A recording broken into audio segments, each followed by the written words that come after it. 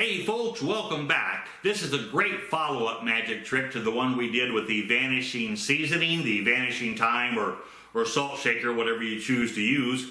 But you show that paper napkin that you used earlier on and tell them you're going to show them an illusion. I'm going to show you an illusion called the torn napkin.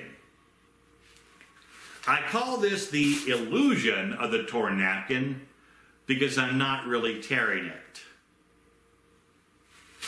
I've had people say that they can hear it being torn, but this is the illusion of the torn napkin. Because like I said, folks, I never really tore the napkin. Now, if you want to do this trick and you don't want any of your friends to know how you did it, we ask you to send them out of the room for a couple of minutes and I'll teach you the secret to the torn napkin illusion. 5, 4, 3, 2, 1, 0. All right, folks, to do the illusion of the torn napkin, you need 2 napkins. Let me grab those here. One of them you're going to wad up into a ball and just hold it in your hand. And then you're going to show the other napkin. When you show the other napkin, don't show this side of this hand or they'll see it hidden there. I show the napkin and then I rip it in half and tell them it's the illusion of the torn napkin.